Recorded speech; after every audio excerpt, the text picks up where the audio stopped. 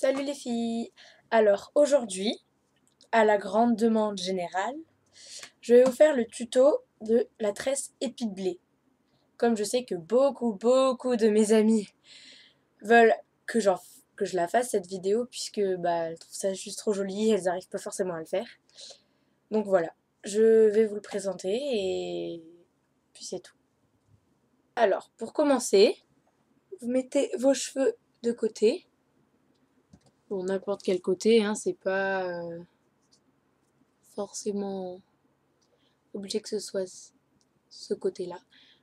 Vous faites deux parties de cheveux. Une, deux. Voilà. Bon, toi, tu vas aller dans celle-là. Hein.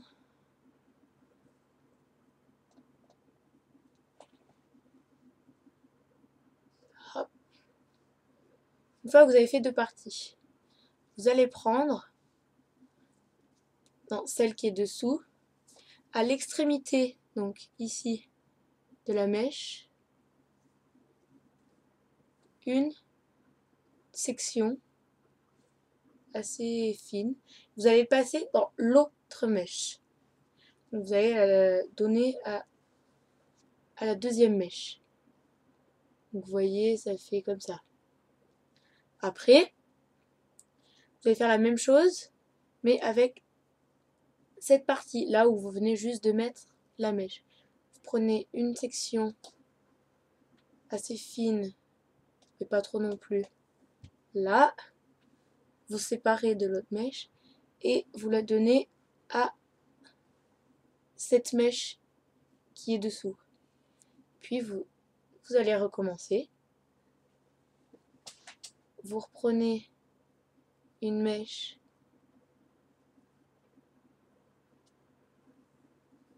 de dessous. Vous allez la passer ici. Là, vous reprenez. Essayez de les prendre quand même assez hautes. Parce que sinon, il va vous en rester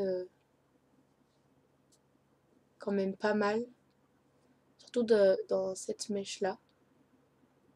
Parce que, vous voyez, si vous prenez à partir de là, vous ne prenez pas à l'extrémité, donc assez haut. Il va vous en rester super haut et après quand vous allez vouloir les rabattre, ça va faire pas super joli. Ça va se remettre derrière. Je vais zoomer un peu. Voilà. Donc là, hop. Bon, au début, moi personnellement, je serre quand même pas mal parce que comme j'ai mes cheveux qui sont coupés tout droit, quand je les mets sur le côté, ça fait un sort de dégradé.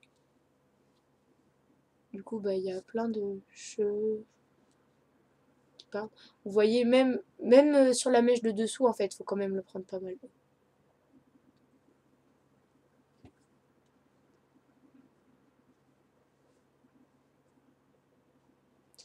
Faut pas essayer de... Enfin, faut essayer de pas se louper, justement. Faut pas essayer. Faut essayer de la faire sans se louper. Généralement, bon, vous voyez, là, j'ai pris une mèche trop grosse. Donc, je vais les redéfaire. Je vais prendre la mèche fine.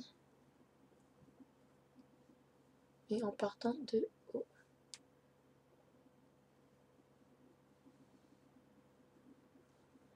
Voilà. Vous voyez, elle commence à prendre forme quand même. Là, on voit... c'est quand même pas mal mis à l'intérieur. Enfin. Après, si vous n'y arrivez pas du premier coup, c'est normal. C'est pas non plus la tresse la plus simple du monde. Donc voilà, je vais aller jusqu'en bas.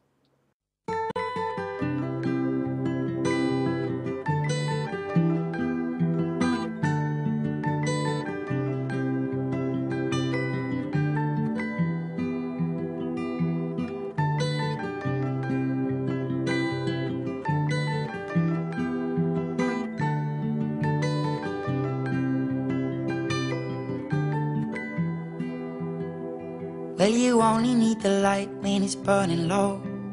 Only miss the sun when it starts to snow. Only know you love her when you let her go. Only know you've been. Après, il faut prendre le coup de main, hein, c'est répétitif. Bon, moi là, le faire comme ça devant la caméra, c'est pas un bon moyen d'apprendre.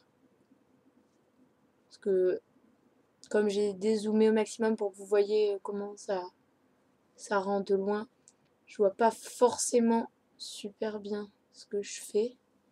Puis en général, je fais sans regarder, mais voilà, ou sinon je le fais devant un miroir. Donc si vous voulez vous entraîner, faites-le devant un miroir, en fixant bien le miroir. Bon, elle part un peu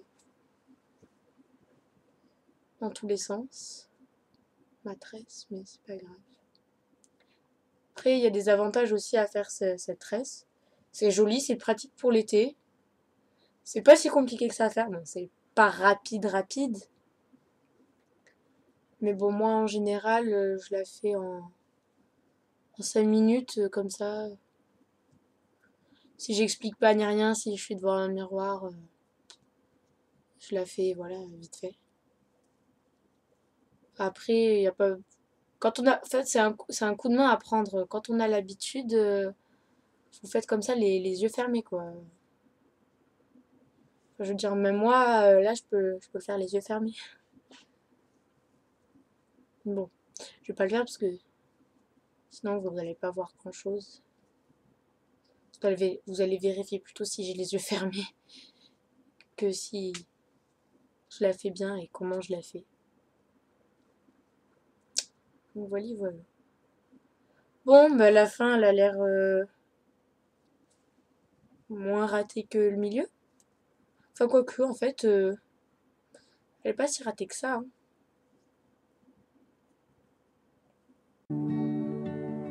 Only know you've been high when you're feeling low. Only hate the road when you're missing home. Only know.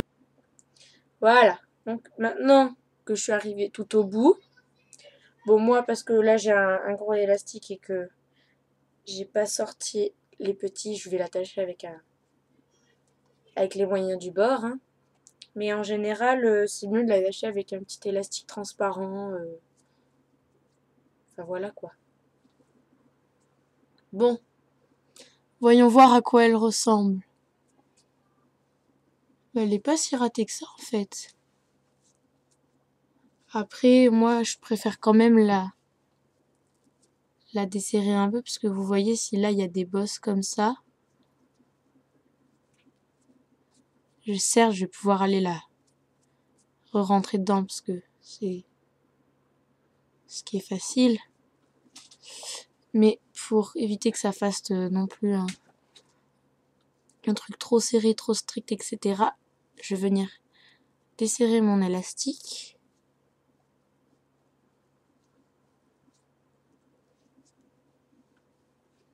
Ah bon, vous voyez, j'ai des petits cheveux quand même qui partent. Ça, c'est pas embêtant, vous mettez des pinces à chignon et ça tiendra tout seul.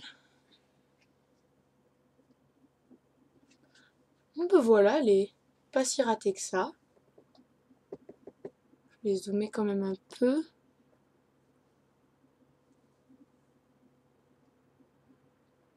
Vous voyez, ça ressemble à ça.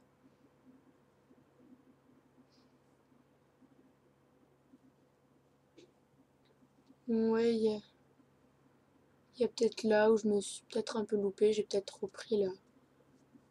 Trop pris de cheveux. Enfin voilà. Voilà. Bon, après, pour celles qui ont un dégradé comme ça devant, si vous avez des cheveux comme moi, rebelles, qui repartent dans tous les sens, vous le calez ici, là. Vous mettez une pince et puis ça tient. Vous laissez comme ça, si vous préférez avoir des mèches devant. Moi, je laisse ma mèche parce que je trouve que ça fait plus joli si j'avais tout pris. ça aurait pas fait super beau, donc voilà. Voilà, voilou. Bon, bah, j'espère que cette vidéo vous aura plu, que vous aurez compris comment on l'a fait. Je fais une petite dédicace, soit dit en passant, à toutes mes amies qui me regardent et qui ont réussi à apprendre comment on faisait. Euh, donc voilà, je vous embrasse, je vous aime très fort et puis à la prochaine vidéo. Bye bye. You love her when you let her go. And you let her go.